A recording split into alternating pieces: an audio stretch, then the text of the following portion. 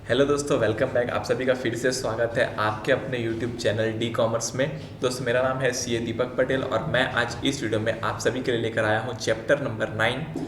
Chapter का नाम जो है वो है फाइनेंशियल स्टेटमेंट्स पार्ट 1। तो दोस्तों, जो हमारे चैप्टर है फाइनेंशियल स्टेटमेंट्स, ये 2 पार्ट में बटा हुआ है। पार्ट 1 जहाँ पर हम नॉर्मल चीज़ें सीखते हैं जैसे कि ट्रेडिंग और प्रॉफिट लॉस बनाना और बैलेंस शीट बनाना।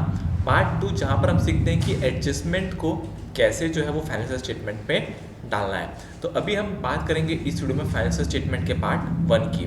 पार्ट 1 यानी कि simple trading profit loss balance sheet कैसे बनाना है, ये बात करेंगे। तो दोस्तों, एक बात मैं पहले आपको बता दूं, अगर आप लोग को नॉलेज हो तो हमने सबसे पहले क्या सीखा था। हमने सबसे पहले सीखा था जर्नल, याद है? सबसे पहले हमने क्या सीखा था? हमने सीखा था जर्नल कैसे बनाते हैं। फिर हमने सीखा जर्नल से लेजर कैसे बनाते हैं। फिर हमने सीखा लेजर से ट्रायल बैलेंस कैसे बनाते हैं। ठीक है, हमने ट्रायल बैलेंस तक सीख लिया और रेक्टिफिकेशन ऑफ एरर भी सीख लिया। अब दोस्तों, बात ट्रायल बैलेंस से आगे बढ़ गई। अब ट्रायल बैलेंस तो हमने बना लिया, अब ट्रायल बैलेंस से हमको बनाना है फाइनल अकाउंट, फाइनल अकाउंट्स। तो ट्रायल बैलेंस की मदद लेकर हम बनाते हैं फाइनल अकाउंट। ट्रायल बैलेंस में क्या होता है? ट्रायल बैलेंस में हर अकाउंट का नाम होता है, एक डेबिट और एक क्रेडिट दिया होता है। अगर डेबिट अमाउंट है तो डेबिट कॉलम में लिखा होता है और क्रेडिट अमाउंट है तो क्रेडिट कॉलम में लिखा हुआ होता है। ठीक है, अब तो हम फाइनल अकाउंट्स बनाएंगे। सबसे पहले पढ़ते हैं कि होता क्या है इसमें।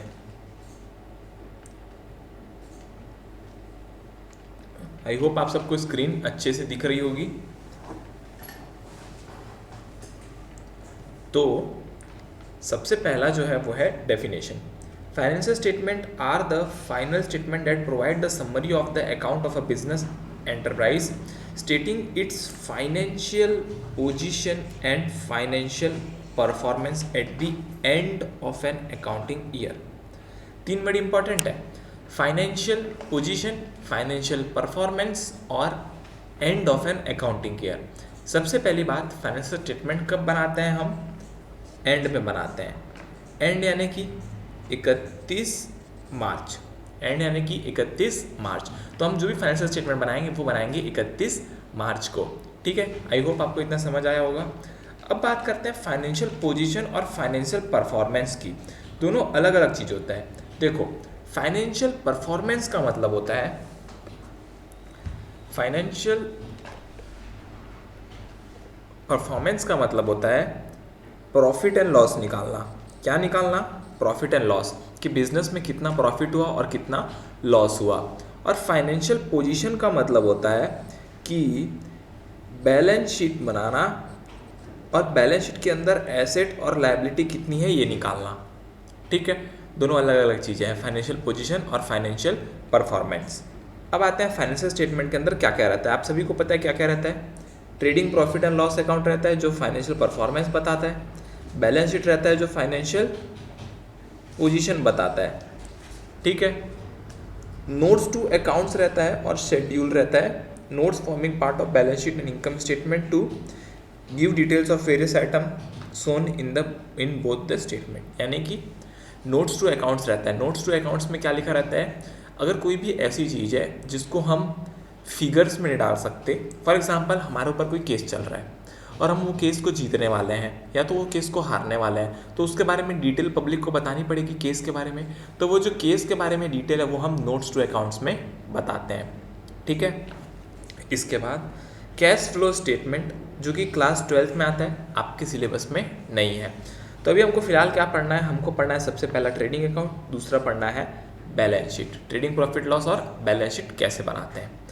अब ऑब्जेक्टिव्स क्या है? ऑब्जेक्टिव्स यानी कि क्यों बनाते हैं, why financial statements are prepared, क्यों बनाया जाता है। जैसे कि मैंने आपको बताया, फाइनेंशियल पोजीशन के लिए, फाइनेंशियल पोजीशन यानी कि profit and loss, financial performance यानी कि प्रॉफिट एंड लॉस, और फाइनेंशियल पोजीशन यानी कि एसेट्स और लायबिलिटीज़। तो ये दोनों चीज़ें निकालने के लिए हम बनाते हैं। फिर detail information regarding the resource of the company, company के पास कितने रिसोर्स है उसकी इन्फॉर्मेशन हो जाए, इसीलिए बनाते हैं। फिर डिसीजन मेकिंग में हेल्प करे, इसीलिए बनाते हैं। तो समझ आया आपको? ये था objectives of preparing financial statement. अब आते हैं एक्सपेंडिचर में। एक्सपेंडिचर का मतलब होता है जब भी हम किसी चीज़ के लिए पेमेंट करते हैं other than liability, other than setting the existing liability, it is called expenditure. अगर हम लायबिलिटी को पे कर रहे हैं तो वो एक्सपेंडिचर नहीं है। फॉर एग्जांपल, अगर मैंने किसी से लोन लिया, ठीक है, मैंने किसी से लोन लिया तो मेरे लिए लायबिलिटी है। अब मैं लोन को पे कर रहा हूँ तो क्या वो मेरा एक्सपेंस है? नहीं। लोन का इंटरेस्ट पे कर रहा हूँ तो क्या वो मेरे लिए एक्सपेंस है?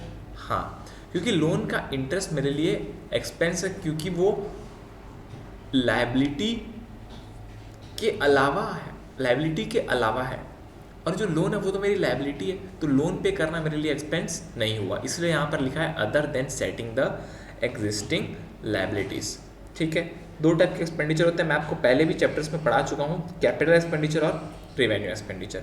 कैपिटल एक्सपेंडिचर यानी कि जो भी हम एसेट खरीदते हैं, जो भी इन्वेस्टमेंट करते हैं, वो सब कैपिटल एक्सपेंडिचर के अंदर आता है, जिसको हम एक साल से ज़्यादा यूज़ कर सकते हैं। ठीक है, इसके बाद देखो, नॉन रिकरिंग नेचर का होता है कैपिटल, क्योंकि बार बार नहीं होता इसलिए उसको नॉन रिकरिंग बोलते हैं। ठीक है, एग्जाम्पल में दिया हुआ है कि आपने मशीन खरीदा तो मशीन एक अकाउंटिंग ईयर से ज़्यादा चलता है, तो इसलिए उसको बोलते हैं कैपिटल एक्सपेंडिचर। कैपिटल एक्सपेंडिचर को हमेशा एसेट साइड में दिखाते हैं बैलेंस शीट, क्योंकि वो हमारे लिए एसेट होता है। ठीक है, उसके बाद आता है रिवेन्यू एक्सपेंडिचर। रिवेन्यू एक्सपेंडिचर यानी कि जो बिजनेस स्मूथ चले, बिजनेस के बेनिफिट के लिए होता है, जो कि रिकरिंग नेचर का होता है, बार बार होता है और हर अकाउंटिंग ईयर में होता है। Example, salary paid to the employees, advertising expenses etc. These are shown in debit side of trading and profit and loss account. जो रिवेन्यू एक्सपेंस रहता है वो डेबिट साइड में दिखाते हैं क्योंकि वो एक्सपेंस है। ठीक है, रिसिप्ट। रिसिप्ट यानी कि कैश इनफ्लो डेट मे और may not result in obligation to pay in future. On the basis of this nature receipt can be classified as capital receipt और रिवेन्यू रिसिप्ट। जब हम किसी एसेट को बेचकर पैसा लेकर आते हैं या फिर कोई ऐसा पैसा आता है जो नॉर्मल बिजनेस में नहीं आता, तो उसको हम बोलते हैं capital receipt. This are those receipt that implies a future obligation to return the money in future.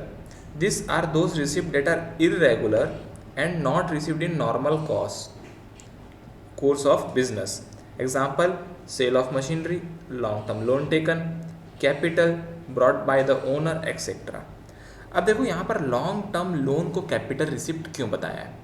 क्योंकि डेफिनेशन में लिखा है that implies a future obligation to return. अगर मैं लोन लिया तो मेरे पास ऑब्लिगेशन है उस लोन को वापस देना, तो मैं लोन लिया तो अभी तो मेरे लिए वो कैपिटल रिसिप्ट है, क्योंकि फ्यूचर में मेरे को वो पैसा वापस करना है। समझ आया? इसीलिए कैपिटल रिसिप्ट में लॉन्ग टर्म लोन को भी डाला गया है, क्योंकि अभी तो पैसा मिल रहा है तो कैपिटल रिसिप्ट है। क्यों कैपिटल रिसिप्ट है? क्योंकि इसको फ्यूचर में हमको वापस देना पड़ेगा, फ्यूचर में हमको वापस देना पड़ेगा। फिर आते हैं रिवेन्यू रिसिप्ट में। रिवेन्यू रिसिप्ट क्या है? This receipt that do not imply a future obligation to return the money in future, यानी कि कोई भी फ्यूचर ऑब्लिगेशन इनका नहीं है। This are regular receipt that are necessary for operational activities of the business. ये रेगुलर रिसिप्ट है जो कि बिजनेस के ऑपरेशन में काम आता है। For example, rent receipt, interest और कमीशन रिसिप्ट। जो बिजनेस में पैसा मिल रहा है रेगुलरली उसको बोलते हैं हम रिवेन्यू रिसिप्ट। ये क्रेडिट साइड में आते हैं क्योंकि ये इनकम है, ये क्रेडिट साइड में आते हैं क्योंकि ये इनकम है। अब हम सीखेंगे ट्रेडिंग और प्रॉफिट एंड लॉस बनाना। उसके पहले मैं आपको एक बात बताना चाहता हूँ। क्या बात बताना चाहता हूँ? देखो, हमारे पास टोटल 5 कैटेगरी के अकाउंट्स होते हैं। कौन से अकाउंट्स होते हैं? एसेट्स होता है और एक्सपेंसेस होते हैं। ठीक है, फिर होता है हमारे पास लायबिलिटी, इनकम और कैपिटल। ये 5 नेचर के अकाउंट्स होते हैं हमारे बुक में, इसके अलावा कोई भी छठवां नेचर नहीं होता। अब एक सिंपल सी बात मैं आपको बोलूँ तो अगर एसेट और एक्सपेंस बढ़ रहे हैं तो डेबिट होते हैं और कम हो रहे हैं तो क्रेडिट। सिंपल है। और ये लायबिलिटी, इनकम और कैपिटल बढ़ रहे हैं तो क्रेडिट और कम हो रहे हैं तो डेबिट। इतना तो आप सबको पता होगा, एसेट और एक्सपेंस बढ़ रहे हैं तो डेबिट, कम हो रहे हैं तो क्रेडिट, लायबिलिटी इंकम कैपिटल बढ़ रहे हैं तो क्रेडिट, कम हो रहा है तो डेबिट। अब जो मेरा ये एसेट है, जो मेरा ये एसेट है ये कहाँ जाएगा? बैलेंस शीट में। लायबिलिटी है कहाँ जाएगा? बैलेंस शीट में। कैपिटल है कहाँ जाएगा? बैलेंस शीट में। तीनों चीज़ें जाएंगी बैलेंस शीट में, ठीक है। तीनों चीज़ें जाएगी बैलेंस शीट में, ये भी जाएगा, ये भी जाएगा और ये भी जाएगा। तीनों चीज़ें जाएंगी बैलेंस शीट में। और जो बाकी दो बच गए, बाकी दो बच गए वो जाएंगे प्रॉफिट एंड लॉस में, ये वाला एक्सपेंस और ये वाला इनकम, ठीक है। आई होप आपको समझ आया होगा, ठीक है। अब हम देखते हैं कि ट्रेडिंग प्रॉफिट लॉस कैसे बनाते हैं। ये प्रॉफिट लॉस का मतलब होता है ट्रेडिंग प्रॉफिट लॉस, है ना, दोनों साथ में बनते हैं। Trading profit loss, trading profit loss में क्या आता है? इनकम और एक्सपेंसेस, ठीक है। अब एक बात मैं आपको और बताता हूँ, जो भी मेरा एक्सपेंस होगा उसको मैं दो कैटेगरी में डिवाइड करूँगा, डायरेक्ट और इनडायरेक्ट। डायरेक्ट और इनडायरेक्ट, ठीक है। दो कैटेगरी में डिवाइड करूंगा, डायरेक्ट एक्सपेंडिचर और इनडायरेक्ट एक्सपेंडिचर। अब डायरेक्ट एक्सपेंडिचर का मतलब क्या? डायरेक्ट एक्सपेंडिचर का मतलब क्या? डायरेक्ट एक्सपेंडिचर का मतलब जो भी एक्सपेंसेस मेरे को प्रोडक्ट बनाने तक लगते हैं, प्रोडक्ट के मैन्युफैक्चरिंग तक लगते हैं, मैन्युफैक्चरिंग तक के सारे एक्सपेंस, मैन्युफैक्चरिंग तक के सारे एक्सपेंस डायरेक्ट, और आफ्टर मैन्युफैक्चरिंग के इनडायरेक्ट, आफ्टर मैन्युफैक्चरिंग के इनडायरेक्ट। समझ आया? दो टाइप के एक्सपेंस, डायरेक्ट और इनडायरेक्ट। डायरेक्ट यानी कि जब तक मैन्युफैक्चरिंग होगी तब तक के सारे एक्सपेंस डायरेक्ट, और मैन्युफैक्चरिंग होने के बाद के सारे एक्सपेंस इनडायरेक्ट, ठीक है। फिर इनकम दो पार्ट में डिवाइड करूंगा, डायरेक्ट और इनडायरेक्ट। डायरेक्ट यानी कि नॉर्मल बिजनेस से जो इनकम आती है उसको बोलते हैं हम डायरेक्ट, नॉर्मल बिजनेस से जो इनकम आती है उसको हम बोलते हैं डायरेक्ट। और जो इनडायरेक्ट है वो अदर सोर्स से आती है। कहाँ से आती है? अदर सोर्स से आती है जो बिजनेस, उसको हम बोलते हैं इनकम इनडायरेक्टली रिसीव्ड। तो आई होप आपको समझ आया हो। एक्सपेंस में दो पार्ट, डायरेक्ट इनडायरेक्ट, और इनकम में दो पार्ट, डायरेक्ट इनडायरेक्ट। एक्सपेंस में डायरेक्ट का मतलब जब तक मैन्युफैक्चरिंग होता है तब तक के सारे एक्सपेंस, और उसके बाद के एक्सपेंस आएंगे इनडायरेक्ट में। और इनकम में डायरेक्ट यानी कि नॉर्मल बिजनेस में जो इनकम होती है वो, और इनडायरेक्ट यानी कि जो अदर सोर्स से इनकम होती है वो। अब सवाल ये है कि कौन सा कहाँ पर जाएगा। जो डायरेक्ट है वो जाता है ट्रेडिंग में, और जो इनडायरेक्ट है वो जाता है प्रॉफिट एंड लॉस में। आई होप आपको ये बात समझ आई हो। जो डायरेक्ट है वो जाएगा ट्रेडिंग में, जो इनडायरेक्ट है वो जाएगा प्रॉफिट एंड लॉस में। यहाँ पर भी सेम, डायरेक्ट जो है वो जाएगा ट्रेडिंग में, और ये जाएगा प्रॉफिट एंड लॉस में, ठीक है। तो आपको ये बात समझ आई। अगर आपको लिखना है तो आप इसको लिख सकते हो, अगर आपको लिखना है तो आप इसको लिख सकते हो, स्क्रीनशॉट खींचना है तो स्क्रीनशॉट भी खींच सकते हो, ठीक है। देख लो एक बार।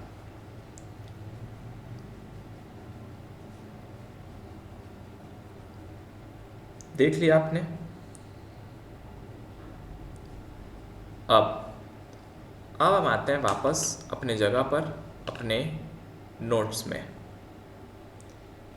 Trading and profit and loss account. It is the income statement that depicts the profit earned or the loss incurred at the end of the current year। ये स्टेटमेंट हमको क्या बताता है कि हमने कितना प्रॉफिट कमाया या फिर कितना लॉस कमाया साल के आखिरी में। कौन से आइटम्स आते हैं ट्रेडिंग प्रॉफिट लॉस के अंदर? सबसे पहला आता है ओपनिंग स्टॉक। अच्छा एक बात बताओ, मेरा फाइनेंशियल ईयर क्या होता है? मेरा फाइनेंशियल ईयर क्या होता है?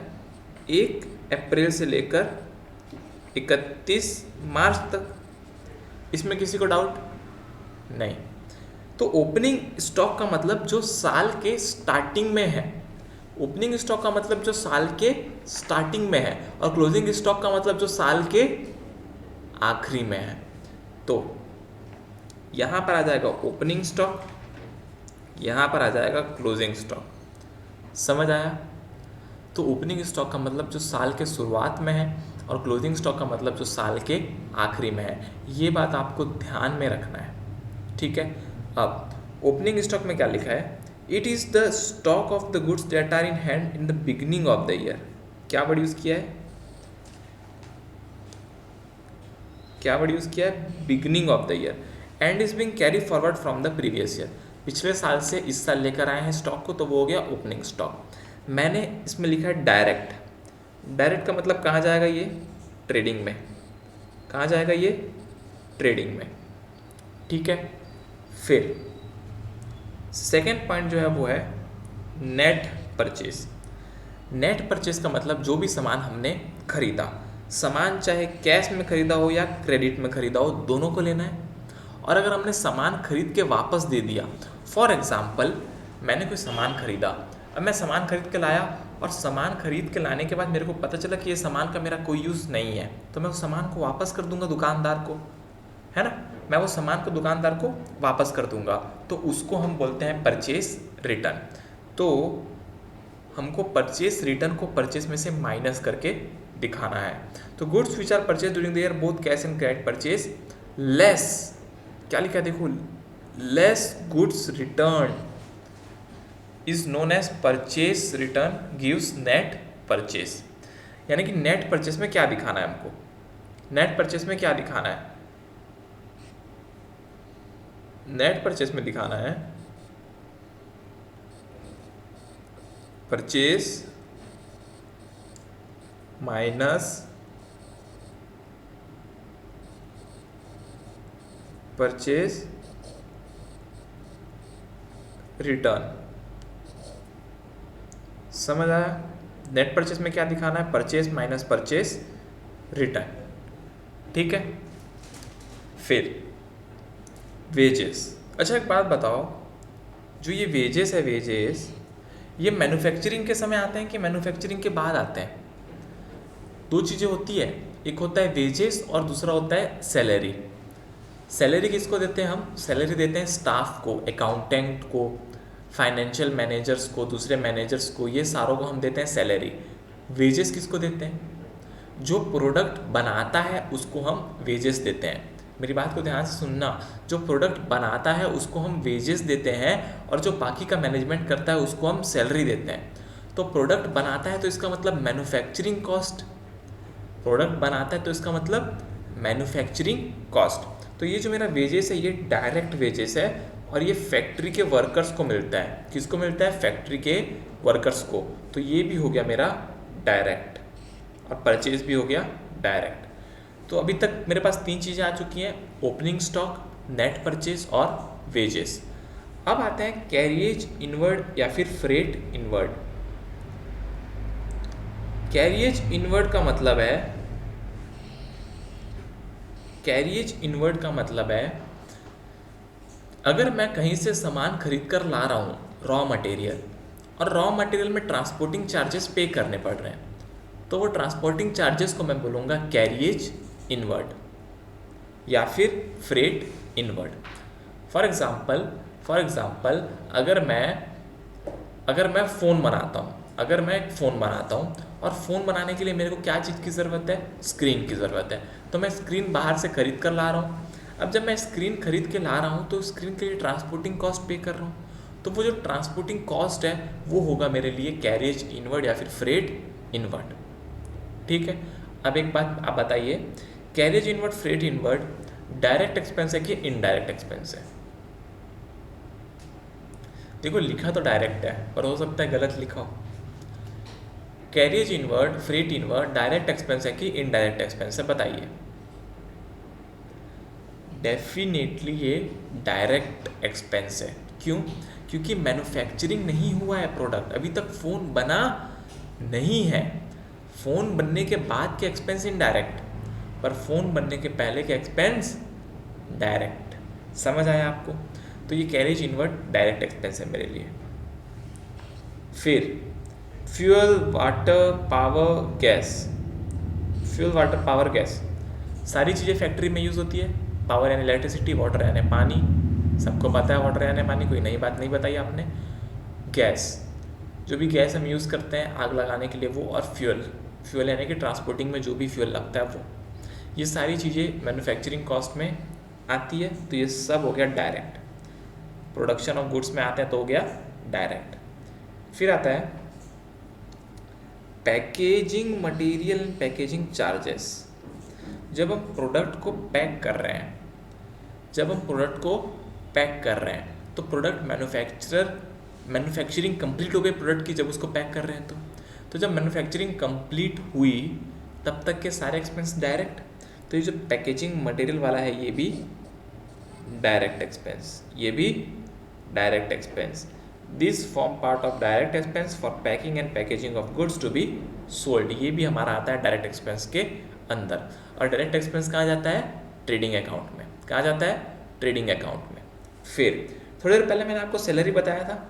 सैलरी हम देते हैं एडमिनिस्ट्रेटिव स्टाफ को, गोडाउन स्टाफ को, हमारे चौकीदार को, हमारे बैंक के एम्प्लॉयज़ को, ये सबको हम देते हैं सैलरी। और सैलरी होता है इनडायरेक्ट एक्सपेंस। तो सैलरी कहाँ जाएगा? Profit and loss.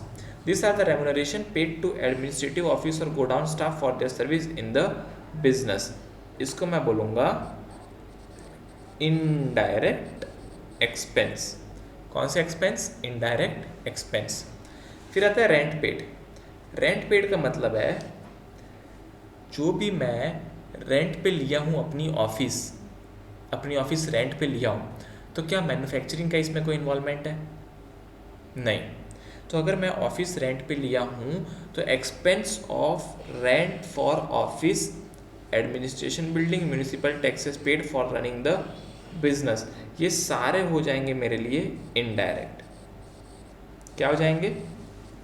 Indirect expenses, salaries और रेंट पेड। ठीक है। अब रेंट पेड में दो बात है।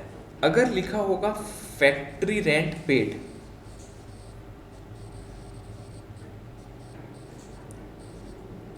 तो ये डायरेक्ट है या इनडायरेक्ट?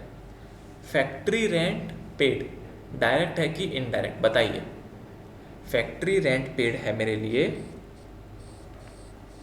डायरेक्ट। क्यों? क्योंकि बिना फैक्ट्री के आप मैन्युफैक्चरिंग कर पाओगे क्या? नहीं कर पाओगे। फैक्ट्री होगी तब तो आप मैन्युफैक्चरिंग करोगे किसी प्रोडक्ट का। तो फैक्ट्री रेंट हो गया डायरेक्ट और अदर रेंट हो गया इनडायरेक्ट। ठीक है। फिर आते हैं इंटरेस्ट पे। अगर आपने लोन लिया और इंटरेस्ट दिया तो वो आ जाएगा आपका इनडायरेक्ट। क्या आ जाएगा? इनडायरेक्ट, यानी कि प्रॉफिट एंड लॉस में जाएगा। कमीशन पेड, आपने किसी चीज़ का कमीशन पे किया तो कमीशन भी प्रॉफिट एंड लॉस में आएगा, इनडायरेक्ट है। फॉर एग्जांपल अगर आपने सेल एजेंट को कमीशन बेचा, देखो सेल एजेंट को कमीशन दिया तो उसका मैन्युफैक्चरिंग से कोई लेना देना है क्या? नहीं है। अगर सेल एजेंट नहीं भी होता तो भी गुड्स बनी जाते, तो गुड्स बनाने तक का खर्चा डायरेक्ट और बनाने के बाद का खर्चा इनडायरेक्ट। तो कमीशन पेड हो गया इनडायरेक्ट। आपने प्लांट एंड मशीन में कोई रिपेयर्स कराया तो वो हो गया आपका इनडायरेक्ट। रेवेन्यू एक्सपेंडिचर हो गया इनडायरेक्ट एक्सपेंडिचर। ठीक है, रेवेन्यू एक्सपेंडिचर हो गया इनडायरेक्ट एक्सपेंडिचर। तो repairs of plant and machine आ गया इनडायरेक्ट। मिसलेनियस एक्सपेंसेस यानी कि जो अदर एक्सपेंसेस है छोटे मोटे, वो सारे को मिसलेनियस में डालते हैं और वो भी होता है indirect expense, profit and loss में जाता है। डेप्रिसिएशन आप सबको पता है, डेप्रिसिएशन का मतलब होता है एसेट की वैल्यू में कमी आना। अगर एसेट की वैल्यू में कमी आ रही है तो उसको हम बोलते हैं डेप्रिसिएशन, और डेप्रिसिएशन होता है इनडायरेक्ट एक्सपेंस। क्या होता है? Indirect expense. और कहाँ जाता है? Debit side of the profit and loss account, debit side of the profit and loss account. ठीक है। फिर provision for bad dept. Bad डेप्ट यानी पैसा डूब जाना, बैड डेप्ट यानी पैसा डूब जाना। प्रोविज़न फॉर बैड डेप्ट का मतलब है अगर मेरे को लगता है कि अगले साल मेरा पैसा डूबने वाला है जो मैंने इस साल कमाया, तो मैं इस साल उसका प्रोविज़न बना लूँगा। इसी को मैचिंग कॉन्सेप्ट बोलते हैं। अगर आपको पता हो चैप्टर नंबर 2 में शायद था मैचिंग कॉन्सेप्ट, तो चैप्टर नंबर 2 में जो मैचिंग कॉन्सेप्ट था वो यही बात करता है कि हर साल के इनकम को, हर साल के एक्सपेंस को एक साथ रखो।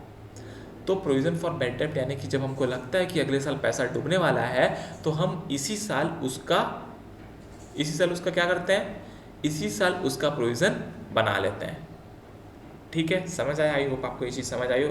प्रोविज़न फॉर बैड डेब्ट, ये सारी आइटम्स एक्सपेंस की थी यानी कि डेबिट साइड की थी। अब हम आएंगे items on the credit side. Credit side यानी कि जो भी हमारा इनकम होगा वो आएगा हमारे क्रेडिट साइड में।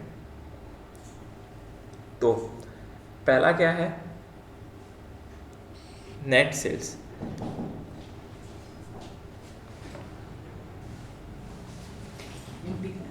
ठीक है,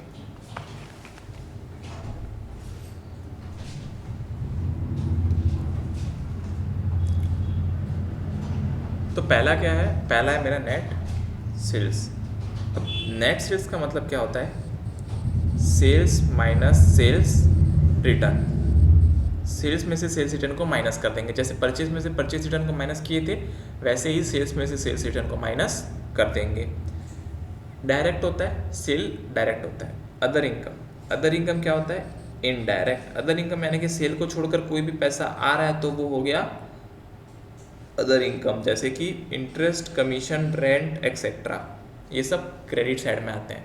जो भी पैसा इनकम होता है वो क्रेडिट साइड में आता है। क्लोजिंग स्टॉक भी क्रेडिट साइड में आता है। क्लोजिंग स्टॉक यानी कि मैंने आपको बताया था, क्लोजिंग स्टॉक यानी कि मैंने आपको बताया था, ये देखो 31 मार्च को जो स्टॉक बचता है यानी कि साल के एंड में, उसको हम बोलते हैं क्लोजिंग स्टॉक। समझ आया?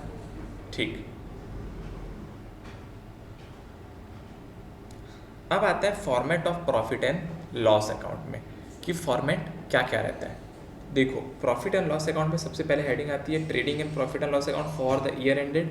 जो भी ईयर का हम बनाने वाले हैं उस ईयर की यहाँ पर डेट आएगी। अब दो साइड होती है, डेबिट साइड और क्रेडिट साइड, बिल्कुल लेजर अकाउंट के जैसे दो साइड होती है, डेबिट साइड और क्रेडिट साइड। अब डेबिट साइड में सारे एक्सपेंस आते हैं और क्रेडिट साइड में सारे इनकम आते हैं। डेबिट साइड में सारे एक्सपेंस आते हैं और क्रेडिट साइड में सारे इनकम आते हैं। अब आप लोग बोलोगे कि भैया आपने तो बोला था एक्सपेंस कभी क्रेडिट नहीं होते, तो यहाँ तो एक्सपेंस सारे क्रेडिट हो रहे हैं। देखो, to purchase, to wages, to carriage inward, to salaries, to general, to rent, to carriage, to advertisement, तो यहाँ तो सारे एक्सपेंस क्रेडिट हो रहे हैं। क्यों हो रहे हैं क्रेडिट, बताइए क्यों हो रहे हैं क्रेडिट? और आपने बोला था कि इनकम क्रेडिट होता है, तो यहाँ तो इनकम डेबिट हो रहा है। सेल्स डेबिट, अदर इनकम यहाँ पर आएगा बाय अदर इनकम, तो अदर इनकम भी क्रेडिट। तो इनकम अब क्या कब से डेबिट होने लगी और एक्सपेंस कब से क्रेडिट होने लगे? मैं आपको बताता हूँ कैसे। आप लोग से मेरा एक सवाल है, बताइए अगर मैंने सैलरी पे की तो क्या एंट्री पास करूँगा? अगर मैंने सैलरी पे की तो क्या एंट्री पास करूँगा? मैं पास करूँगा salary debit to cash. Expense को मैंने डेबिट कर दिया और एसेट कम हो रहा है तो क्रेडिट कर दिया, सैलरी डेबिट टू कैश। अब सैलरी डेबिट हो रहा है, ठीक, सैलरी डेबिट हो रहा है। अब एक बात बताओ, जब मैं साल के आखिरी में आ गया तो क्या मेरे को ये सैलरी अकाउंट को क्लोज करना पड़ेगा? हाँ जी, क्लोज करना पड़ेगा सैलरी अकाउंट को, क्योंकि सैलरी अकाउंट दूसरे साल में नहीं जाता। इस साल का एक्सपेंस है तो इस साल के प्रॉफिट लॉस में आएगा ना, है ना? तो मैं क्या करूँगा, इस सैलरी अकाउंट को क्लोज करूँगा। अब सैलरी अकाउंट को क्लोज करने के लिए इसको प्रॉफिट लॉस में ट्रांसफ़र करना पड़ेगा। तो प्रॉफिट लॉस में ट्रांसफ़र कैसे करूँगा? सैलरी डेबिट है तो इसको मैं कर दूंगा क्रेडिट टू सैलरी और डेबिट करूंगा प्रॉफिट एंड लॉस अकाउंट को। समझ आया? इसको हम बोलते हैं ट्रांसफ़र एंट्री। बहुत सारे लोग ट्रांसफ़र एंट्री में कन्फ्यूज़न में रहते हैं कि भाई साहब यहाँ सैलरी क्रेडिट क्यों हो रहा है। अब आपको समझ आया कि यहाँ सैलरी क्रेडिट क्यों हो रहा है, क्योंकि ये ट्रांसफ़र एंट्री, यहाँ पर सैलरी अकाउंट क्लोज हो रहा है, इसीलिए सैलरी क्रेडिट हो रहा है। तो profit and loss account debit to salary, तो इसका मैं क्या पोस्टिंग करूँगा, प्रॉफिट लॉस के डेबिट साइड में लिखूँगा टू सैलरी। तो मैंने देखो यहाँ पर वही लिखा है टू सैलरी। समझ आया? समझ आया? ठीक है। अब फॉर्मेट कैसा रहता है, सिंपल, दो रहता है, एक रहता है ट्रेडिंग अकाउंट, एक रहता है प्रॉफिट एंड लॉस अकाउंट। ठीक है, ट्रेडिंग अकाउंट का जो भी बैलेंस आएगा उसको हम बोलेंगे ग्रॉस प्रॉफिट या फिर ग्रॉस लॉस। अगर इस साइड आएगा तो क्या आएगा, gross loss by gross loss. इस साइड आएगा तो ग्रॉस लॉस और इस साइड आएगा तो ग्रॉस प्रॉफिट। इस साइड आएगा तो नेट प्रॉफिट, इस साइड आएगा तो बाय नेट लॉस। समझ आया आप सबको, समझ आया आप सबको। जो भी बैलेंस बचेगा, इस साइड बचेगा तो ग्रॉस प्रॉफिट, इस साइड बचेगा तो ग्रॉस लॉस। और प्रॉफिट लॉस अकाउंट का इस साइड बचेगा तो नेट प्रॉफिट, इस साइड बचेगा तो नेट लॉस। ठीक है, अब देखो जो भी डायरेक्ट एक्सपेंस है वो सब ट्रेडिंग अकाउंट में आते हैं। तो ये देखो, opening stock, purchase minus purchase return, wages carriage inward, closing stock, sales minus sales return. तो ये सब आ गया मेरा डायरेक्ट एक्सपेंसेस ट्रेडिंग अकाउंट में। फिर मैंने ट्रेडिंग अकाउंट का बैलेंसिंग फिगर निकाला। बैलेंसिंग फिगर कैसे निकालते हैं वो मैंने आपको लेजर अकाउंट में सिखाया था। दोनों साइड का टोटल मारते हैं, दोनों साइड का टोटल मारने के बाद जिस साइड का भी टोटल कम रहता है उस साइड हम लिखते हैं कि कितना कम है। ठीक है, फिर इस ग्रॉस प्रॉफिट को यहाँ पर मैं लेकर आया प्रॉफिट एंड लॉस अकाउंट में, और प्रॉफिट एंड लॉस अकाउंट में मैं सारे इनकम को इस साइड लिख दिया, सारे एक्सपेंसेस को इस साइड लिख दिया, सारे इनडायरेक्ट वाले, और फिर इसका बैलेंस बच गया मेरा नेट प्रॉफिट, जो कि ट्रांसफ़र होगा कैपिटल अकाउंट में। कहाँ ट्रांसफ़र होगा, कैपिटल अकाउंट में ट्रांसफ़र होगा। तो एक बार ध्यान से देख लीजिए, ये है आपका format profit and loss account का। ठीक है, ध्यान से देख लीजिए। पहले opening stock, purchase minus purchase return, wages carriage inward, फिर इनकम साइड में closing stock, sales minus sales return, balance बचेगा ग्रॉस प्रॉफिट या फिर ग्रॉस लॉस। फिर इनडायरेक्ट एक्सपेंसेस सारे प्रॉफिट लॉस में आएंगे और इनडायरेक्ट इनकम भी सारे प्रॉफिट एंड लॉस में आएंगे। अब ग्रॉस प्रॉफिट क्या होता है, ग्रॉस प्रॉफिट जो मैंने आपको बताया वही net cell minus net purchase plus direct expenses. जो भी सेल है उसमें से परचेस को माइनस कर दो और डायरेक्ट एक्सपेंसेस को माइनस कर दो तो आ जाएगा मेरा ग्रॉस प्रॉफिट। नेट प्रॉफिट का मतलब जो भी ग्रॉस प्रॉफिट है plus other income minus indirect expenses. Net profit का मतलब जो मेरा ग्रॉस प्रॉफिट आया उसमें अदर इनकम को प्लस कर दो और अदर इनडायरेक्ट एक्सपेंसेस को माइनस कर दो। वही किया यहाँ पर, ये देखो सबसे पहले यहाँ पर अदर इनकम को प्लस किया और फिर इनडायरेक्ट एक्सपेंसेस को माइनस कर दिया तो आ गया मेरा नेट प्रॉफिट। ठीक है, फिर आ गया ऑपरेटिंग प्रॉफिट। ऑपरेटिंग प्रॉफिट का मतलब है जब हम नेट प्रॉफिट में से सारे नॉन ऑपरेटिंग एक्सपेंस को प्लस कर देते हैं और नॉन ऑपरेटिंग इनकम को माइनस कर देते हैं तो आता है मेरा ऑपरेटिंग प्रॉफिट। ऑपरेटिंग प्रॉफिट यानी कि ऐसा प्रॉफिट जो कि नॉर्मल बिजनेस में कमाया गया है, normal operation of the business. For example अगर मैंने एसेट को बेचा तो मेरा नॉर्मल बिजनेस है क्या, नहीं है। तो मैंने एसेट को बेचा, वो मेरा नॉर्मल बिजनेस नहीं है, तो वो मेरा होगा नॉन ऑपरेटिंग इनकम, उसको मैं माइनस करूँगा। नॉन ऑपरेटिंग इनकम उसको मैं माइनस कर दूँगा। अगर मैंने एसेट खरीदा तो क्या होगा वो बताओ। एसेट खरीदा या कोई भी ऐसा एक्सपेंस किया जो कि मेरा नॉर्मल बिजनेस में नहीं है तो मैं उसको नॉन ऑपरेटिंग एक्सपेंस में डालूंगा। फॉर एग्जांपल लोन का इंटरेस्ट मेरे बिजनेस से कोई रिलेशन नहीं रखता तो उसको मैं नॉन ऑपरेटिंग एक्सपेंस मानता हूँ। ठीक है, ये होता है आपका ऑपरेटिंग प्रॉफिट। अब आता है बैलेंस शीट में। आप सभी को पता है बैलेंस शीट में दो साइड होती है, एक होता है एसेट, एक होता है liability. Right side asset, left side liability. और लायबिलिटी के अंदर कैपिटल भी आता है, ठीक है। आइए देखते हैं क्या क्या आएगा। सबसे पहले करंट एसेट। मैंने आपको चैप्टर नंबर 2 में बताया था current asset, non current asset क्या होता है, current liability, non current liability क्या होता है। अगर आपने नहीं देखा तो प्लीज़ जाकर देख कर आइए। करंट एसेट का मतलब ऐसा एसेट जो कि हाईली लिक्विफाइड होता है, जो कि 1 साल के अंदर कैश में कन्वर्ट हो सकता है, जैसे कि debtor, bill receivable, cash bank etcetera. ठीक है, फिर आता है करंट लायबिलिटी। करंट लायबिलिटी यानी कि ऐसी लायबिलिटी जो 1 साल के अंदर पे करनी है, paid with in a period of 1 year. For example creditors, bills payable, outstanding expenses etcetera. फिर आता है फिक्स्ड एसेट। ऐसे एसेट जो बिजनेस को पैसा कमाने के लिए मदद करते हैं और जो लॉन्ग टर्म चलते हैं, जो जल्दी कैश में कन्वर्ट नहीं होते उसको बोलते हैं fixed asset. Long term asset kept in business for a longer period of time like plant and machine, इसको हम बोलेंगे फिक्स्ड एसेट। फिर इंटेंजिबल एसेट यानी कि जिसको हम छू नहीं सकते, कैन नॉट बी सीन और touch like goodwill, trademark etcetera. ये सब का एग्जाम्पल मैंने आपको चैप्टर नंबर 2 में दिया है, अगर आपने नहीं देखा तो प्लीज़ देख कर आइए, बहुत इंपॉर्टेंट है। इन्वेस्टमेंट, इन्वेस्टमेंट का मतलब जो भी पैसा मैंने इन्वेस्ट किया, कहाँ इन्वेस्ट किया, कहीं बॉन्ड, शेयर मार्केट में, सिक्योरिटीज ऑफ गवर्नमेंट में या दूसरे बिजनेस में, जहाँ के भी मैं इन्वेस्टमेंट कर रहा हूँ वो आएगा इन्वेस्टमेंट के अंदर।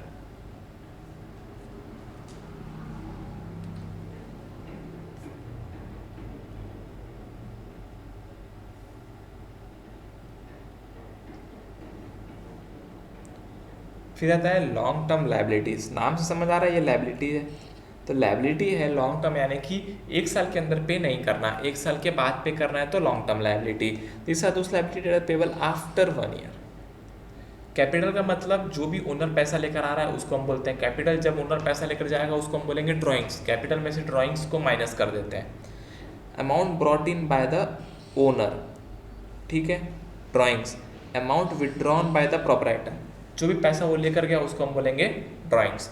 क्लोजिंग स्टॉक यानी कि स्टॉक ऑफ गुड्स जो कि 31 मार्च को बचे, मैं आपको बताया था पहले भी, 31 मार्च को जो स्टॉक बच जाएगा उसको हम बोलेंगे क्लोजिंग स्टॉक। अब format of balance sheet, asset side में fixed asset, machine, current asset, debtors, cash, closing stock. इस साइड में कैपिटल में से ड्राइंग माइनस कर दिए, प्रॉफिट को प्लस कर दिए और आ गया करंट लायबिलिटी। आई होप आपको समझ आया होगा। अब आपको मैं एक इलस्ट्रेशन बताऊंगा, इलस्ट्रेशन नंबर 1, और देखेंगे कि इलस्ट्रेशन नंबर 1 कैसे बनेगा। पहले आप एक बार क्वेश्चन पढ़ लीजिए इलस्ट्रेशन नंबर 1 का।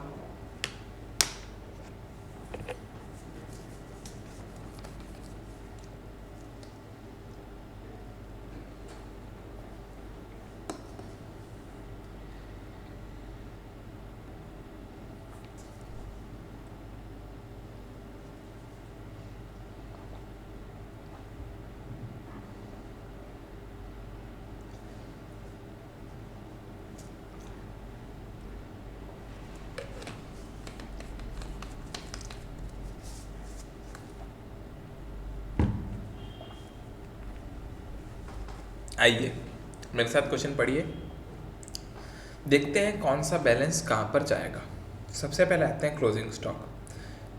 क्लोजिंग स्टॉक 2 जगह जाता है, हमेशा याद रखना, जो भी ट्रायल बैलेंस के अंदर नहीं दिया, जो ट्रायल बैलेंस के बाहर दिया वो 2 जगह जाता है, इसको बोलते हैं हम एडजस्टमेंट।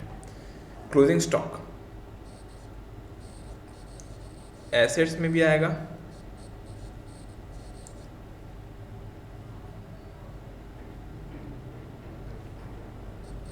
और ट्रेडिंग अकाउंट में भी आएगा, ठीक है। अब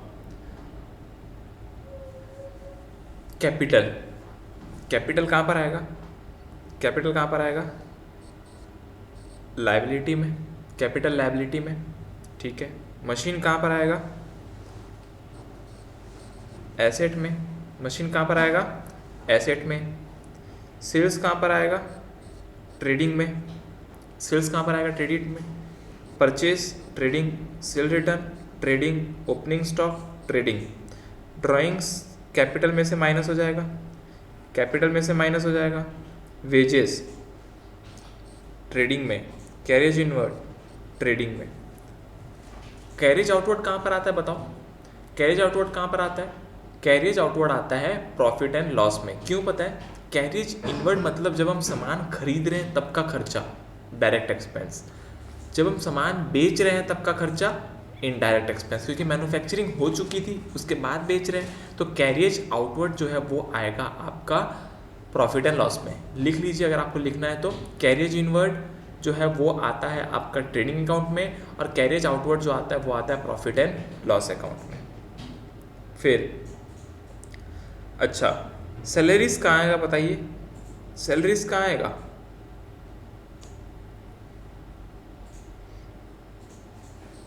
profit and loss, expenses profit and loss, rent profit and loss, purchase return trading. अच्छा, डेटर कहाँ पर आएगा, एसेट में, कैश एसेट में, carriage outward profit and loss, थोड़ी देर पहले बताया। Advertising profit and loss, creditors liability. समझ आया? समझ आया कौन सा कहाँ पर जाएगा? बहुत इजी है, बहुत इजी क्वेश्चन है।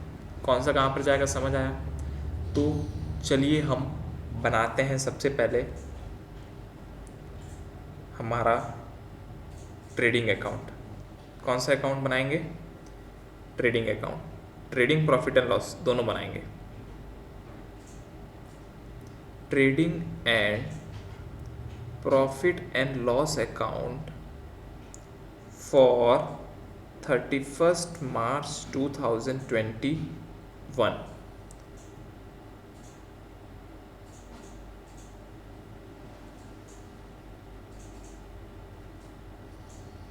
ठीक है,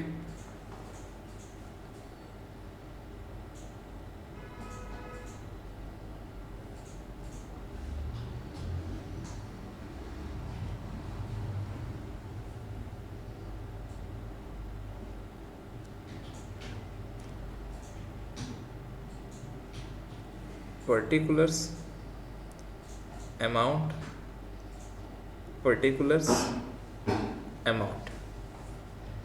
अब देखते हैं क्या क्या आता है यहाँ पर। सबसे पहले आएगा मेरा ओपनिंग स्टॉक। कितना है ओपनिंग स्टॉक? 2 लाख। कितना है? 2 लाख। ये हो गया मेरा ओपनिंग स्टॉक आ गया। फिर क्या आएगा मेरा? परचेज। परचेज 8 लाख। अंदर कॉलम में क्यों लिख रहे हो भैया? क्योंकि माइनस करेंगे परचेज रिटर्न, माइनस करेंगे परचेज रिटर्न। परचेज रिटर्न कितना है बताओ? 10,000। तो आ गया मेरा 7,90,000। और क्या आएगा ट्रेडिंग अकाउंट में? देखो, वेजेस आएगा, कैरिज इनवर्ड आएगा। वेजेस आएगा, कैरिज इनवर्ड आएगा। वेजेस कितना है? 2 लाख। कैरिज इनवर्ड कितना है मेरा? 10,000। ठीक है। और क्या आएगा ट्रेडिंग अकाउंट में? सेल्स और सेल्स रिटर्न आएगा। सेल्स कितना है? सेल्स मेरा 16,40,000 माइनस सेल्स रिटर्न 20,000। तो ये आ गया मेरा 16,20,000। 16,20,000। ठीक है, इजी। अब और क्या बच गया यहाँ पर? और क्या बच गया? और कुछ बच गया क्या? Closing stock. Closing stock, closing stock कितना था हमारा? Closing stock 4 lakh. ठीक है। और कुछ बचा? नहीं बचा। अब हम क्या करेंगे? टोटल मारेंगे। इस सेट का टोटल कितना आ रहा है मेरा बताइए?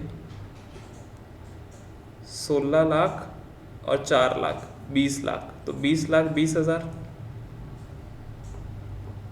20,20,000। इधर का भी 20,20,000। कितना कम है देखो, कितना कम है देखो, 8,20,000। एक बार देख लेते हैं चेक करके। 20,20,000 माइनस 2 लाख माइनस 7,90,000 माइनस 2,10,000, 8,20,000 आ गया। इसको मैं बोलूँगा ग्रॉस प्रॉफिट कैरिड डाउन। अच्छा एक बात और, सब में आपको क्या लगाना है यहाँ पर?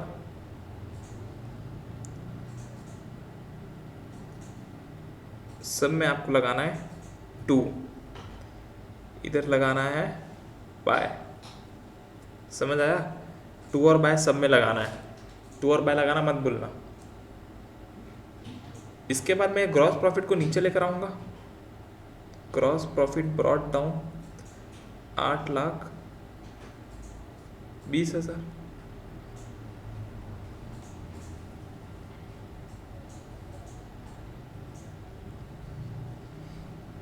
अब क्या क्या आएगा मेरा, देखो यहाँ पर क्या क्या आएगा मेरा प्रॉफिट लॉस अकाउंट में।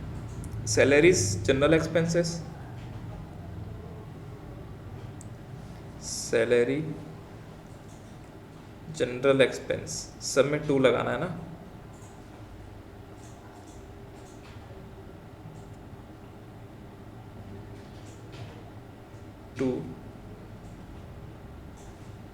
टू रेंट,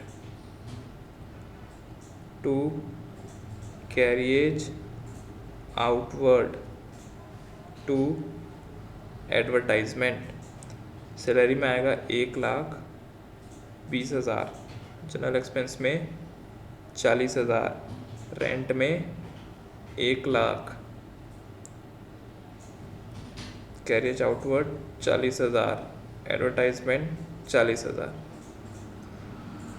ठीक है, इतना ही है। तो ये आ जाएगा total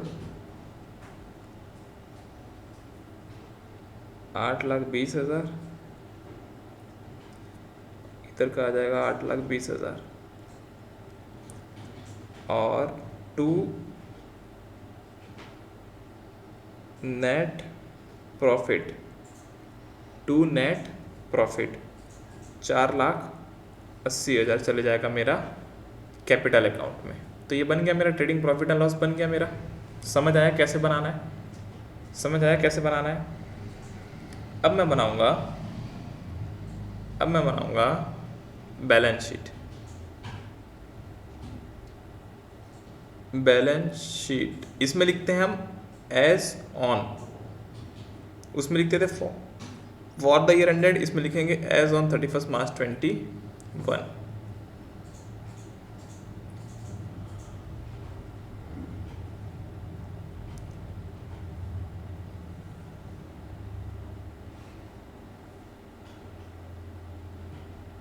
liability, amount, assets, amount.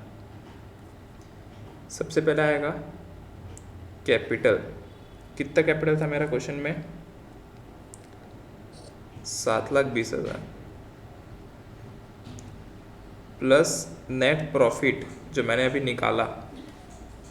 कितना निकाला था नेट प्रॉफिट? 4,80,000।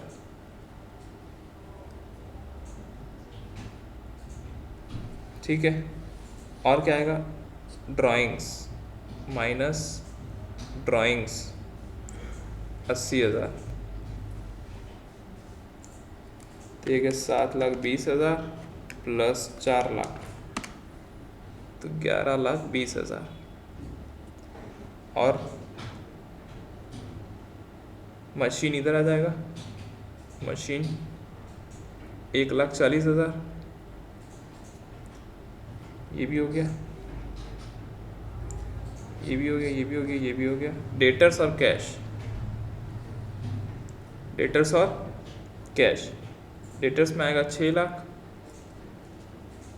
कैश में आ जाएगा 80,000। ठीक है, क्रेडिटर्स में आ जाएगा 1,00,000।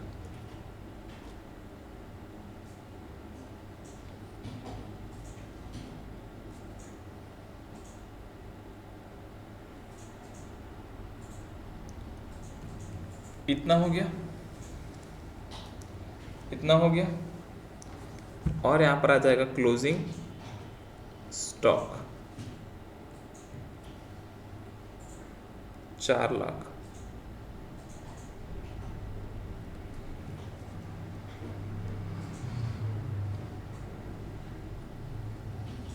हो गया, सब आ गया। अब दोनों साइड का टोटल मारेंगे।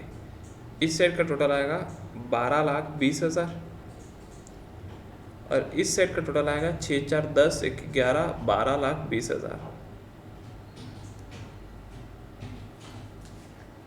अब आप देख लो सही है कि नहीं, देख लो सही है कि नहीं।